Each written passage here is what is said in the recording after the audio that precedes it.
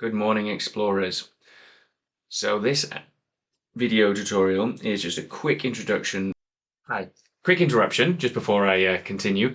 It's not quick, sorry about that. I will put in the timeline the points which matter and you can skip forward and backwards. This will be a full context video and then I will break it down for another video in like just these are the important features. So sorry about that and sorry about the blur and the ums and the rambling. But there you go. Have fun.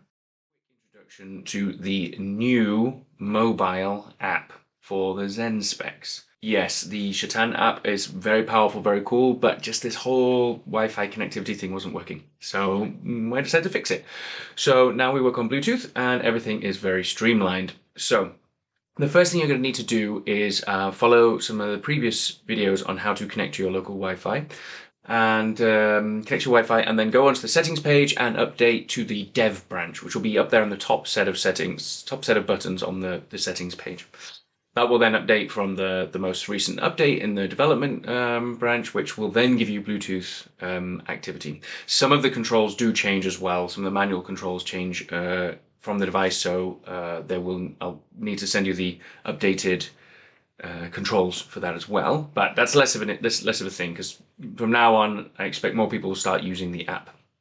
So then what you do is you go to the Google Play console, which I have sent you, added your email to hopefully, and you can download that. And I recommend to go down this route because one, it gets me creds with Google, so releasing the app is easier, and secondly, updates will be pushed faster because then it automatically updates as opposed to downloading the APK every time. Okay. So what you do then is you open the app, which is down here. I have two, but there's the one. Great, so this is what the app looks like, and I'm very happy with this so far. So you open up the app and you switch on your device. Okay, then we go to settings, and we go to scan for devices. Now you'll see around the outside of the devices, outside of this app is like a red ring. Once we find the device, we press connect. Boom, then it turns green. So now we're connected. Boom, synced up. Then we go to story.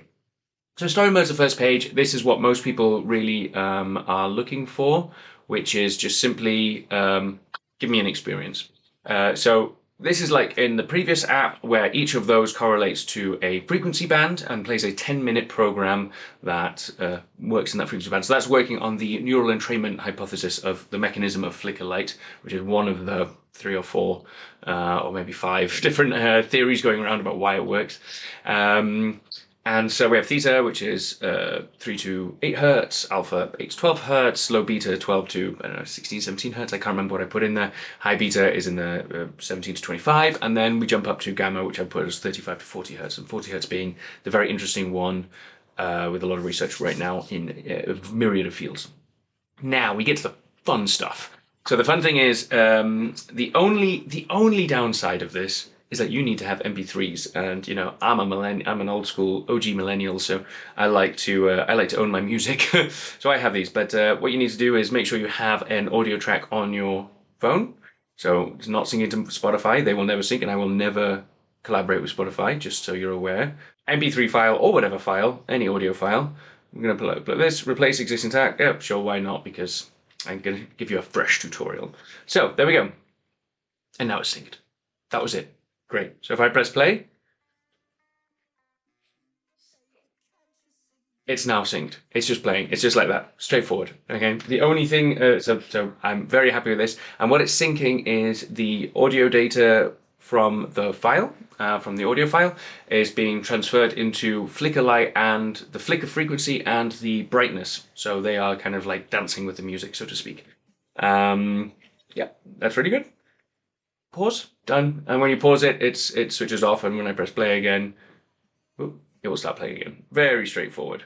So that's the rudimentary kind of mode of like, I don't want to think about this, I just want it to work. Which is what I think 90% of people are really looking for. Good. But for those of you who are really in the deep game, we have the manual mode page, and this is where I've spent nearly all of my time doing the development. So we have the bilateral modes at the top, which in all honesty aren't bilateral. They are just alternating eye. The way the retina is designed and the way that wires up to the brain means that bilateral is way more complex. Something I'm working on. but right now it's not. This is just alternating eye, which is its own interesting thing. It's its own interesting thing. But anyway, here you have all the regular stuff: frequency, duty cycle, brightness. Just for those who aren't aware, duty cycle is how long on each flick is what percentage of it is the light on. So at 0.2 duty cycle, it's on for 20% of the time and off for 80% of the time, and at 80% it's on for 80% of the time and off for 20% of the time. So that's separate from the brightness, which normally in most devices is not the case. Like the duty cycle is the brightness. So it's cool being able to separate those features. And then we have color. Now, what I love about this, you change the color, and bam, you see the color right there. And saturation is basically the white balance. So if we turn the saturation all the way down, the color doesn't change anymore, you see. But with the saturation all the way up. So that's just the way that this works for controlling that. Now we come to some really advanced stuff. So firstly, we have the Experience Designer. This is links to the first page. So whatever you do in the first page comes on here and vice versa. So that's all straightforward. Now, where things get really interesting is if you don't like the basic program, meaning that the algorithm that creates this audio sync, if you don't like it, you can change it. So there's a few different ways to do that. The first one is in Experience Controls. And this is where you can fiddle around with some of the algorithmic aspects. So with frequency, for example, it's currently working within 5 to 20 hertz. But if you don't like that, if you're like, actually, I'd rather have a broader range of experience, you can put it up to the max hertz all the way down to even down to 1 hertz, which is not very interesting, but there you go. And then you can fiddle around and you can tweak, okay, actually, I want to only be within the alpha band for this experience. Bam, there we go. So that's automatically updated over here. Now, when it's playing, it will only be in the alpha band. And that applies for duty. So with the default mode, as you've just uploaded it with a track, it's only frequency and brightness that applies to. The rest are not activated. Then we have universal. This one's a bit of an interesting one. So you'll see if I change this, the simplification, it changes the waveform. The more simplified, then the less number of nodes there are, the less number of points there are for signals, which can be lose resolution in the detail of the music, but it also then improves reliability in the streaming protocol. So just leave that for now. I think that's something you can play with when we get to it. Now I'm going to advance those controls and the algorithmic control of the audio processing later. But for now, what we have that's a bit more interesting is the manual specifications. So what that means is for some people, for some experience design, you want to make sure that you're working with specific frequencies at specific points. So we can say, okay, well at this point over here, so what I can do is I can select by pressing on the timeline to drag to find the point here, to find my point on the timeline of the Experience Designer. Then if I go to timestamp down here, I can also click on that and drag that up and down, and that will also slide it more fine grain. It's easier to work with, because I've got chubby fingers. You can also, with 2-pinch, admittedly, this is a bit awkward. With two fingers touch, you can scroll and zoom, so you can get right into the details of things. Now, that needs some cleaning up, but it does work with a bit of fiddliness. Now, what we can then do is we find a point on here. So I found this wave, this peak here. That peak there. I want from this point on, I no longer want the frequency to be jumping around with this waveform, but instead I would like the frequency to be about 12 hertz. And so I can do that. And at the top right corner there, the frequency, there's this little pin next to the X. So 3 little buttons. If I press the pin, then that pins it down and says, okay, from this point on is 12 hertz. If I press it again, if I press the X next to it, I can delete it. So on, off. So I can come here, then I can come to another point, and I can be like, okay, at this point, I would like the frequency to be a static around about 8 hertz, and then press the pin again, and bam, it will jump down to 8 hertz at that point. We can do this with all of the variables. So let's see. So we come to this point, I'd like it to have a 60% duty cycle, but over here, I would like it to have a 20% duty cycle. That's great. Now that holds. That means that at those points, from those points onwards, it remains at that point. The same can be done for brightness, although the brightness is playing it right now, but it will be working soon. Color is quite interesting because if I change the color here to this color and I pin it, it will show you on the timeline what color it is from that point on, which I like. If I go a bit further and I change it to a different color, you can see that. And the same is true with the saturation. If I put the saturation on, it will just show you the color that is existing from that point. So if I zoom out now, I can just do reset zoom, and you can see what happens. So this is now a visual indication of this experience I have just created. So a couple of other features that are kind of cool on here is if I click on the point there, if I click on that frequency that I had, the point of the frequency that I made, I can then come up here and press the X, and it'll remove it. So you can, that's how you fiddle around, and admittedly at this stage it's a little bit fiddly. It takes a little bit of tweaking, but it can be done. So if I can come here and then I click on, if we go here, I'll make a new one just to prove a point. So if I pick the frequency here, whilst it's highlighted, you see that the point there is highlighted. If I click on the timestamp and then drag it up and down, I can slide it. So I can be like, oh, I didn't want it there. I don't want it here actually. I want it on this peak, right? So that's how that works. Now, for another point. So that's all the kind of manual controls of placing specific variables at specific points in the track, in the audio sequence.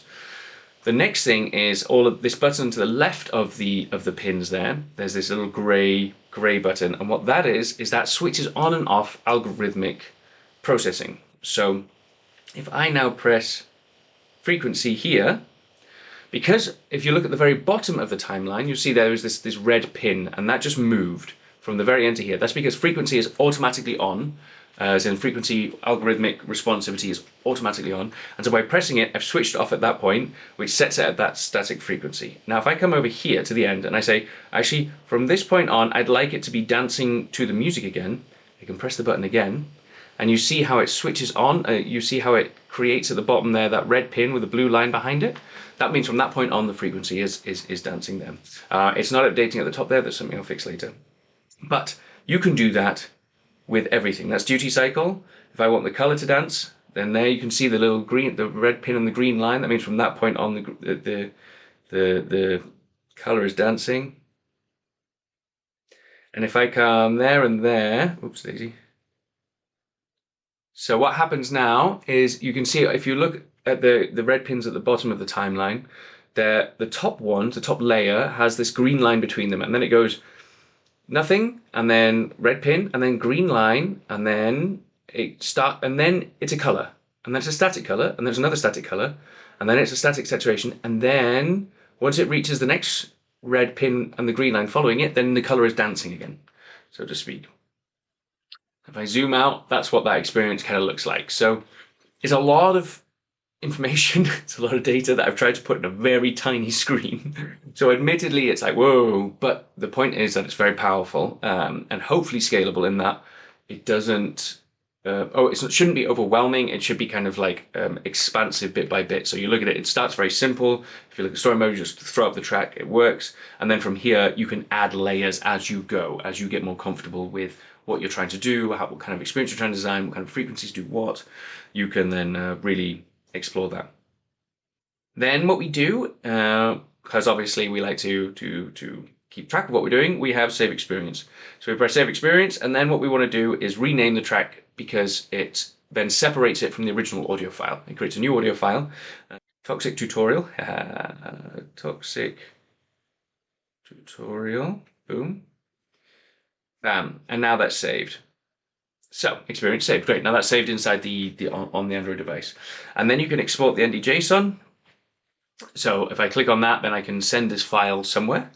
And what that means is, so all of this information, all this data is saved in a JSON format, basically, which may or may not change, but that's what it is for now. Which means that you can take that same audio data, and then you can share it with others. So this is building up to the next layer of plans, which will be coming in the next year or over the next year, which is a marketplace or a experience sharing / marketplace for Zen-Specs experiences. so that people who are really into this, which I'm expecting to be actually a minority of the people, of the users of the Zen-Specs, who really get into this side of things, like they're creating these cool experiences that are synced with their audio. They're, think of like breathwork practitioners, meditation practitioners, or lucid dreaming, all sorts of different workshops, mindsets. Like, could just be like musicians that want to create powerful experiences, that like create their music and then can sync it to some lights and create something very interesting artistically.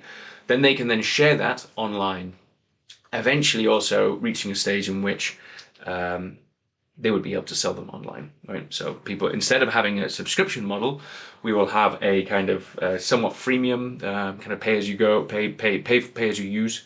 That if you want just some of if you just want to make your own experiences or take the experiences that I would offer for free, or that other people offer for free, then you can just use those. And then some of the really, really good, highly curated, well thought out experiences from people who who've delved into this very deeply, they would be able to sell it for a small fee. And then, I would take a tiny cut from that. That's just what the business model will be, to help maintain development and keep this afloat after sales. So there we are. Oh yeah, there's a bit more. So anyway, sorry, I went on a side rant there. So a few things up in the top right corner. We have here dark mode. Yeah, I should have switched that on from the beginning because I'm always in dark mode normally. Then we have in the settings, you can switch the device off, change knob direction. So this one's interesting because if you find it counterintuitive, the direction at which is up or down is like more frequency, more brightness, whatever, then you can switch it. And then you can switch it for yourself, because in my experience, someone has always complained about the directionality of the knob, and then I change it, and then someone else complains, and it's just like, it just depends on how you intuitively experience clockwise, anti-clockwise, forwards, backwards, etc., etc. So you can just control that yourself. Now, for updating from this point on, we have here this update device firmware. So from here, you can select which branch you want to go on. I recommend just stay with dev for the time being, because that's the one that's going to have all the updates that match to this for you as a crowd, as the early beta testers. So stay on the dev, and then you can download and install. Now this is working, but it does require that you pay attention. It's like it might not work, and so you have to do it again, because Bluetooth, and it's big files that move over. So you just press download and install, and then it should automatically do it. But sometimes it will, like, at some point during the process, it might interrupt for some reason, or if the screen switches off on some devices, depending on your permission settings and things like that. Yeah. System settings. Okay, and then this down here we have the system settings, just like before. Now this is kind of, be careful with this.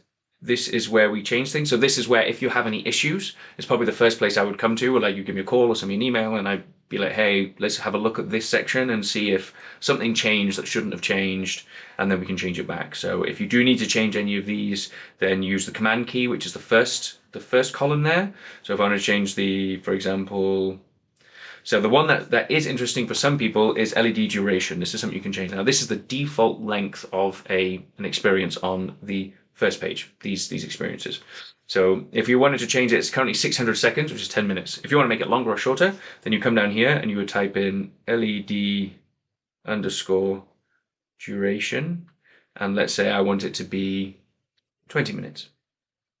Then we change to 1200 center device. Boom. And as you see, there was no confirmation of that working or not, because this is deep settings. But that would then, did that update automatically? Yeah, you can see it's already worked out. So good, I already put that functionality in. So you can see immediately what changed. So that's one thing that you can play with, but try not to play with the rest. Now, finally and very funnily, is mic mode. So if I press this bottom right corner, mic on, of course, heads up, you're going to need to give all sorts of permissions, not all sorts of permissions. It's nearby devices and location. That's for the Bluetooth. They kind of standard. You have to do them. Don't worry, I'm not harvesting any of that. It's all staying local. And then record audio, and I'll say while using the app. Okay. And then now what's happening is it's responding to my voice. It's using the microphone of the camera Oh, sorry. It's using the microphone of the camera to process the live audio and send it to the device. So super cool. So that's like a really fun thing you can do. In my experience, when people are in like loud environments and they haven't got sound isolation, you haven't got the headphones to separate you from the environment, then the experience can be a bit distorting. Like it doesn't add up. The brain struggles with the pattern. There's no patterns to match. But if you use this feature, then there's a slight connection between what the light is doing and what is happening audibly around them. So if they don't have like, sound, if you're in a very loud place, for example, even that can have a big jump in how that subjectively feels.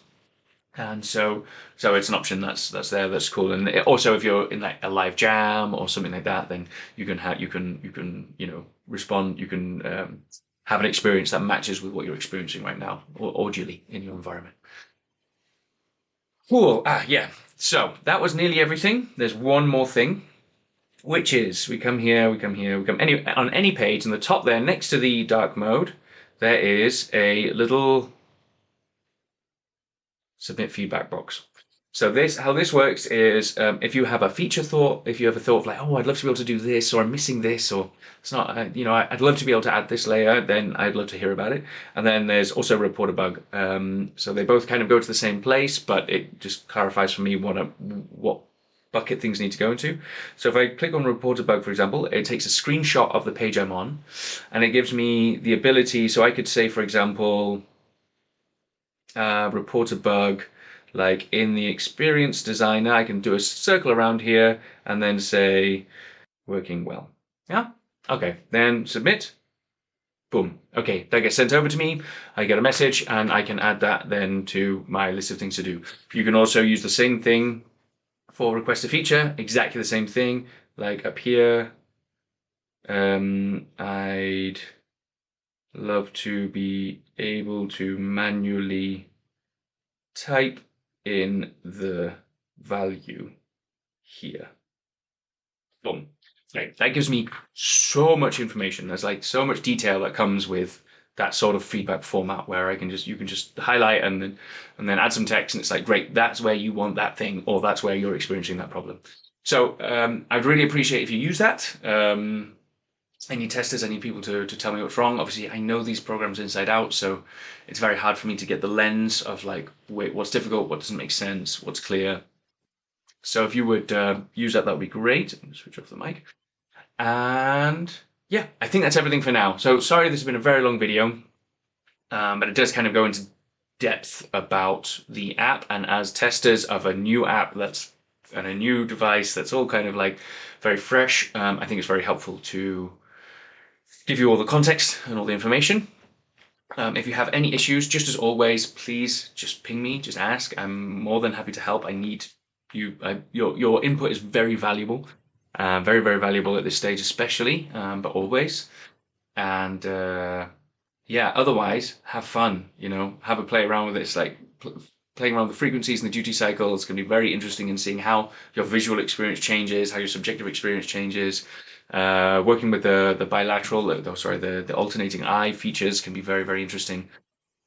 This currently seems quite complex, I guess, but at the moment I'm just in the process of redesigning some of the firmware for how the LEDs are controlled, that we will be able to control every LED individually, which means you can set specific frequencies to one eye and another frequency to another eye, and then different colors on different LEDs, and just anything will be doable at that stage once I smooth out some of the base level stuff. So that will then come into the app somewhere in another layer because it's so much more complex. But things like phase difference, so you can have, both eyes are at 10 hertz, but this one's running at 90% for 90 degrees ahead or behind or whatever, or you've got 10 hertz and 14 hertz and one eye on the other eye, or red's at 10 hertz on both eyes, and then blue works at like 15 hertz, and you can do all these things which the science is going to take forever to catch up with, but at least for you as explorers, we might be able to find something that science can hook onto and go, oh yeah, let's study that. That's an interesting phenomena that we need to find out what's going on there and why that works so well, or why that doesn't work, why that's bizarre. So thank you very much for your time. Sorry for the rambling, and happy exploring. And if you need anything, just hit me up. Sweet. Take care.